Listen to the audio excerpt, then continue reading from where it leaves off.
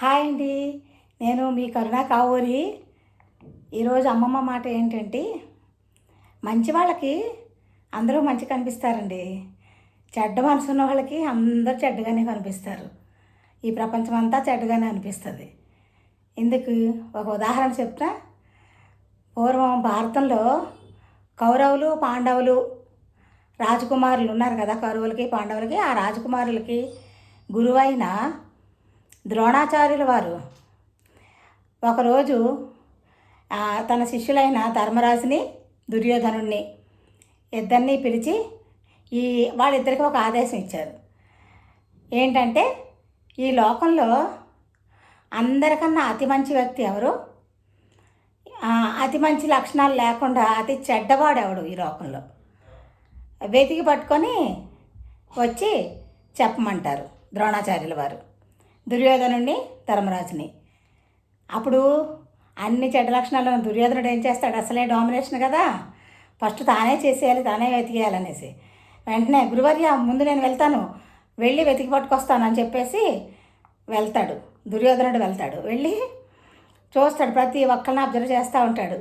అతనికి ఎవరూ మంచిగా కనిపించట్లేదు, అందరిలో ఏదో ఒక దోషం కనిపిస్తూనే ఉంది, అందరూ చెడ్డగానే అనిపిస్తున్నారు అతనికి. చివరికి తన అంతఃపురంలో తల్లిదండ్రుల దగ్గరికి వెళ్ళాడు.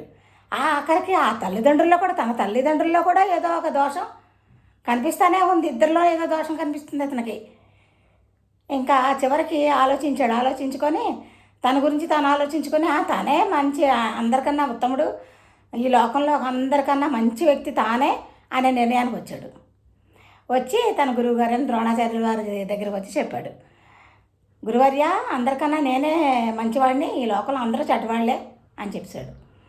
తర్వాత ధర్మరాజు గారు వెళ్ళి చూస్తాడు, వెతకడానికి వెళ్తాడు అతి మంచి వ్యక్తిని, అతి చెడ్డ వ్యక్తిని.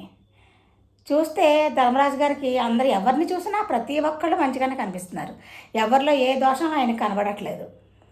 ఇంకా అలా వెతికి చివరికి తన గురించి ఆలోచించుకుంటే అవును, నాలోనే కదా లోపాలు ఉన్నాయి, నాలో ఏదో ఒక దోషం ఉంది కదా, నేనే చెడ్డవాడిని, అందుకని అందరినీ మంచివాళ్ళందరిలోని చెడ్డవాడు ఎవరైనా వెతుకుతున్నానేంటి, మంచివాళ్ళు చెప్పాలంటే లోకం అంతా మంచివాళ్ళేనండి, చెడ్డవాడు ఎవరో చెప్పాలంటే నేనే చెడ్డవాడినండి అని ఆ గురువు గారికి ద్రోణాచార్యుల వారికి చెప్పాడు ధర్మరాజు. అది ఆ ధర్మరాజు యొక్క వినయ విధేయతలు, నిజాయితీతనంతో ఉంటాడు, మంచి లక్షణాలతో ఉంటాడు కాబట్టి, ఆయన మంచి మనసుతో ఉంటాడు కాబట్టి అందరూ మంచి కనిపించారు, తనలో మాత్రం దోషాలు కనిపించాయి. అప్పుడు ధర్మరాజు గారి మాటలకి ఆ ద్రోణాచార్యుడు చాలా సంతోషపడి అప్పుడు చెప్తాడు, మనిషి అది మంచి మనసుతోటి చూస్తే అందరూ మంచి కనిపిస్తారు, చెడ్డ మనసు వాడికి అందరూ చెడ్డగానే కనిపిస్తారు అని ఆయన చెప్పారనమాట ద్రోణాచార్యుల వారు ధర్మరాజుకి దుర్యోధనుడికి. ఆ తర్వాత ఏమైంది, భారతంలో అందరికీ తెలిసిందే కదా, అన్ని అవలక్షణాలు చెడ్డ గుణాలు ఉన్నవాడిగానేమో దుర్యోధనుడు నిరూపించుకున్నాడు, చక్కగా సకల సద్గుణ సంపన్నుడిగానేమో ధర్మరాజు పేరు పొందాడు.